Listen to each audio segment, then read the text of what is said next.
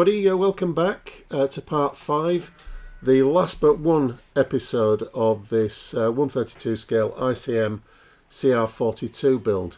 And in this episode I'm going to be doing what is probably my favourite part of a model aircraft build, which is applying the decals. And hopefully by the end of the video I'll have done that and got the matte coat applied and the first stage of weathering done on the aeroplane as well.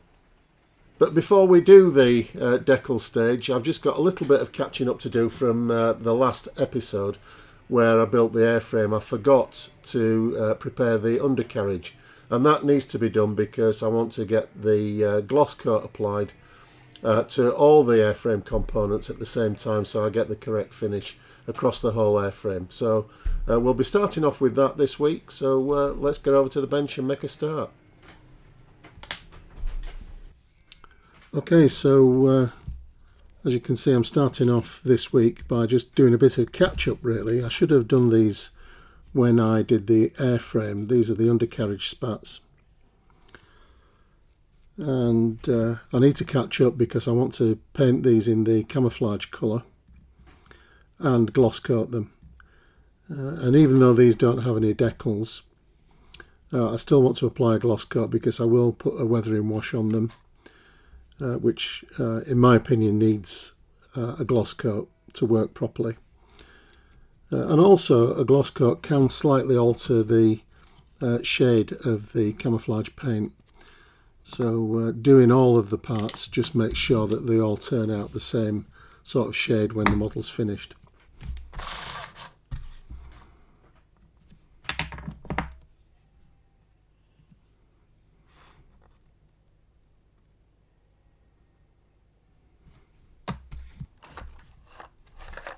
So as you can see, I'm using a set of resin wheels to replace the kit ones.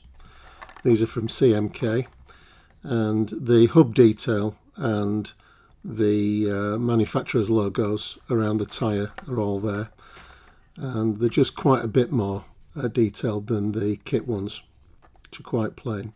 And I think they're worth it, even though as you can see the wheels are going to be fairly well hidden in the spats. Save that acetate, it's nice and clean, might come in useful for something. Just looking here on this little leaflet that came with the wheels, that Special Hobby do a 132 scale Fiat G50, that might be worth looking at for a future build.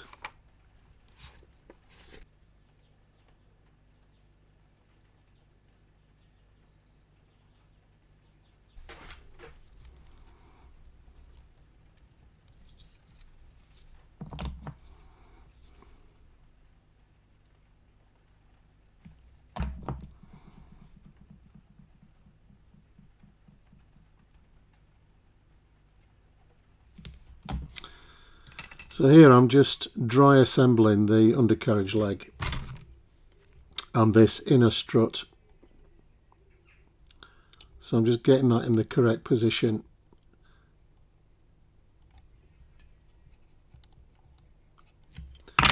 And gluing it up on the leg side. Make sure it's all lined up, then I can detach that and it will get painted as one unit rather than trying to glue that to an assembled and painted undercarriage leg.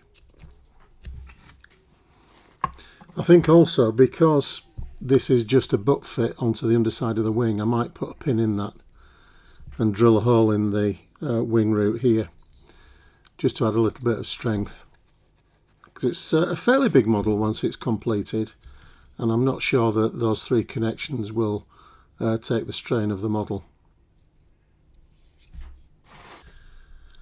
So one little trick here to get these wheels to fit into the spats is just to file a groove into the tyre and into the top part of the wheel hub. And what that enables you to do is just slide the wheel in along the axles, and then it just pops in like that. And once the wheel's in, obviously you're not going to be able to see the groove that you've cut into the tyre. So we'll just do the other one.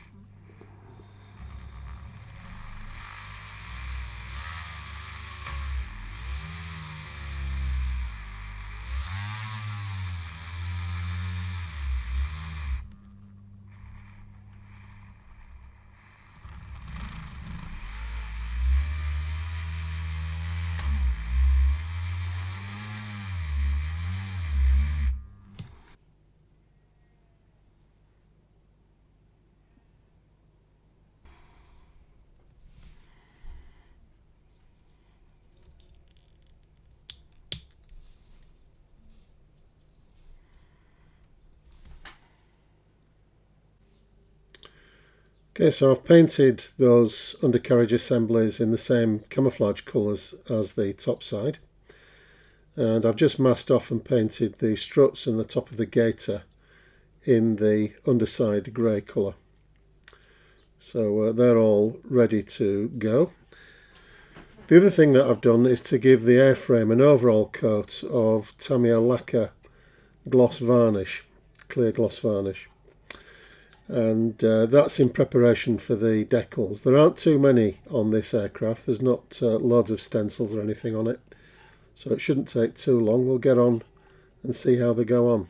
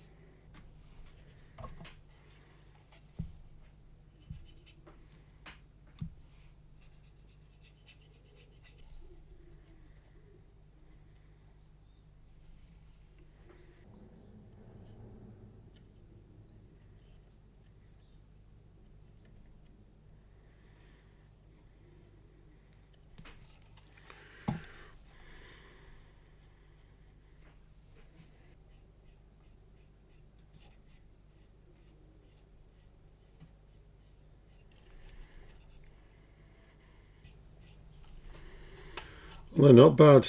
That's the first time I've used ICM decals, and they're nice and thin. They've gone down without any problem, so hopefully the rest will as well. So I'm not going to bother with any microsol on these.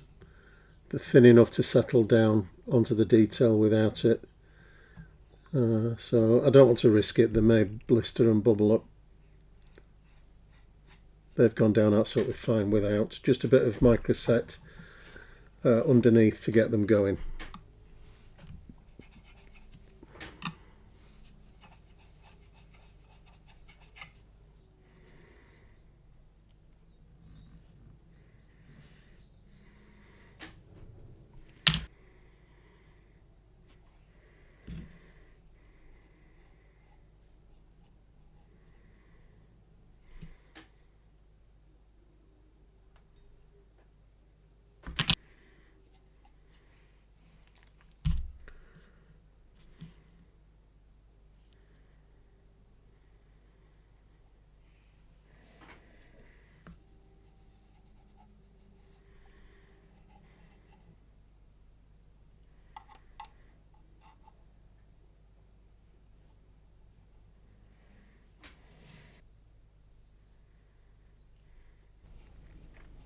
I read somewhere that there was a suggestion that these letters on the aircraft were blue. These numbers, rather. I don't know about that. The photograph that I have of the aeroplane it's very difficult to tell the difference between the colours on the numbers and the other insignia and the cowling. So in the absence of any definite proof, I'll go with what's provided in the kit. I also read, I think it was in the same article, that this aircraft number 1 being the leader's aircraft would have had a radio fitted and therefore a radio antenna on this headrest fairing here. But my photograph doesn't show that at all. So again, I'm going to go with that evidence.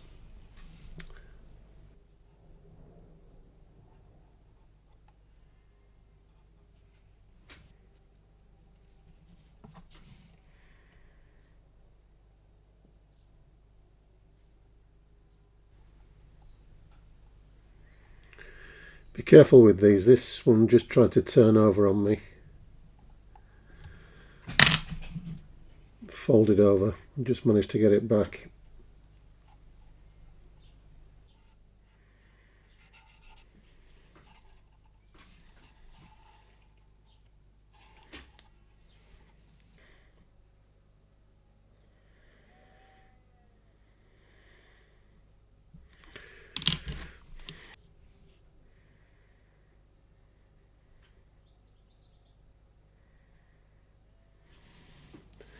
There is an error on the decal sheet for the version that I'm doing. It only provides 1 serial number and 3 of the first version serial numbers. But ICM give us a correction for that in the form of this single decal in this little bag here.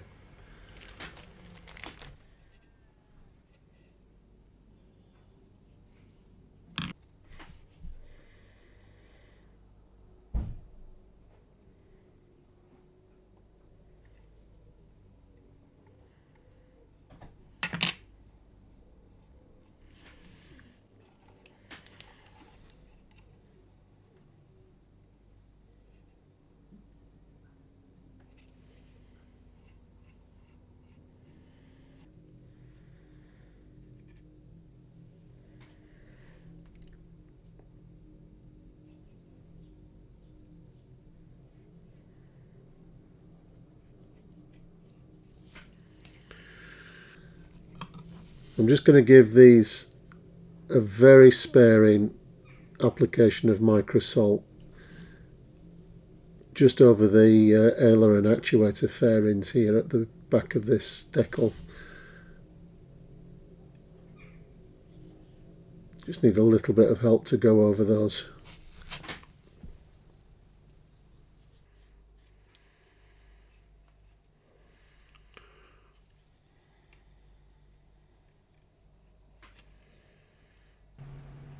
Okay, so they've gone down really nicely. All of the decals have. As I said, it's the first time I've used ICM decals and I've not had any problems with them at all. The only slight caution I'd say, if you've not used them before, is that because they're so thin, they can turn over on you if you're not careful. So don't play around with them too much, and they'll work perfectly well for you. So I'll leave these for a full day, which is normal practice for me with decals. Then the next stage is to apply a pin wash to some of the panel lines. So we'll do that next. So with the decals dry, I'll just apply a pin wash now. And I use these AK panel liners. There's one in this set for sand and desert camouflage, so that's the one that I'll be using. It's AK2073.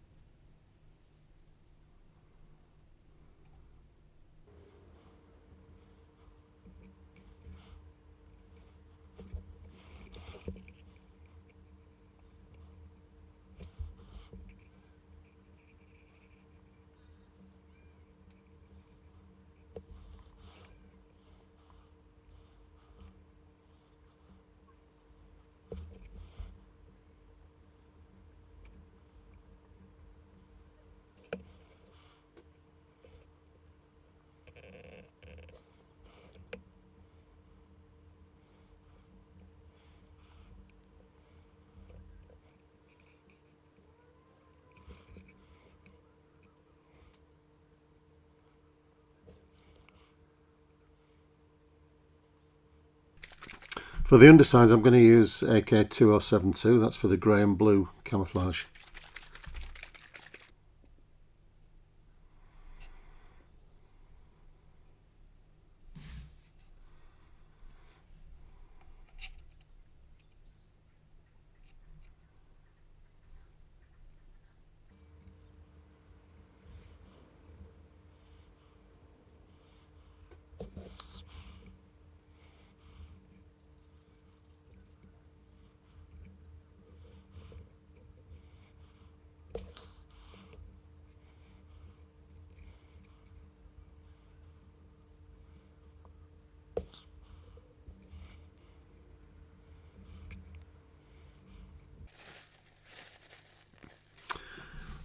I'll leave this wash to completely dry before removing it with a cotton bud.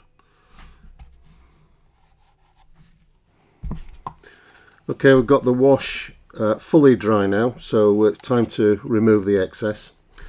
And I'm just going to use a clean cotton bud with some white spirits.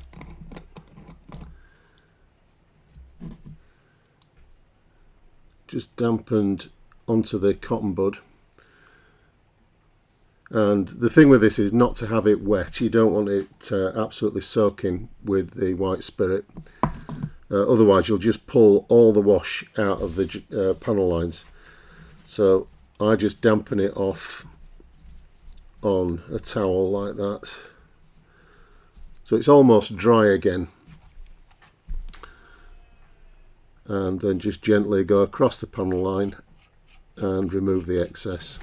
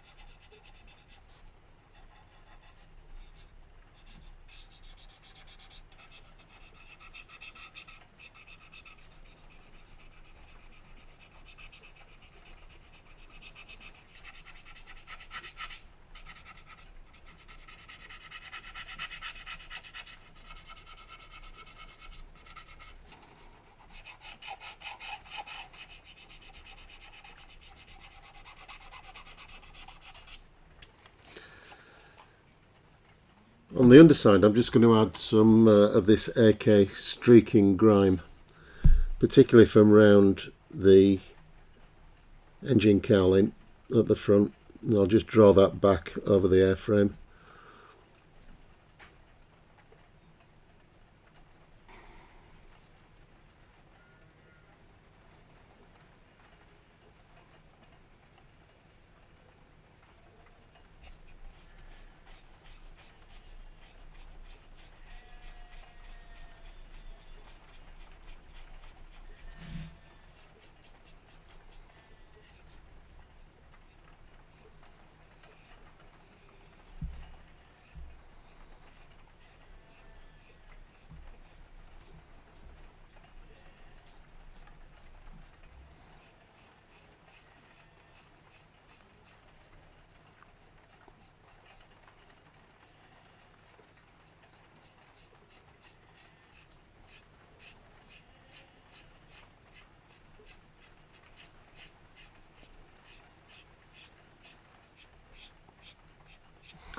The nice thing about this AK wash is that if you don't like the effect that you get, you can just clean it off with some mineral spirits, some white spirit,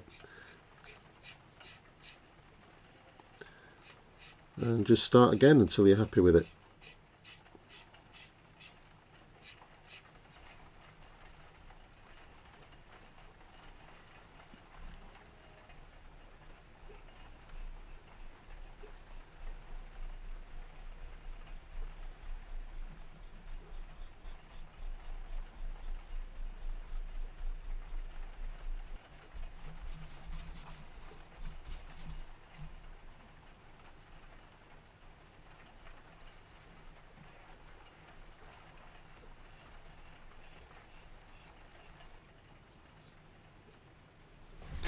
Okay, so I'm happy with that level of weathering. I prefer to be understated rather than over, and that's just enough for my taste. And it is a matter of taste. Some people prefer the models a bit more heavily weathered than I do, and that's absolutely fine, whatever you prefer. So I'm going to give this a coat of matte varnish now, just to seal all this work in. And in the next episode we'll be able to get on and do the final assembly. We'll have this wrapped up in the next part. So hopefully I'll see you for that one. Keep your notifications on, and as soon as I put the video up you'll get to know about it. So thanks for looking in on this one, everybody. In the meantime, look after yourselves, stay safe, and I'll see you next time. Bye for now.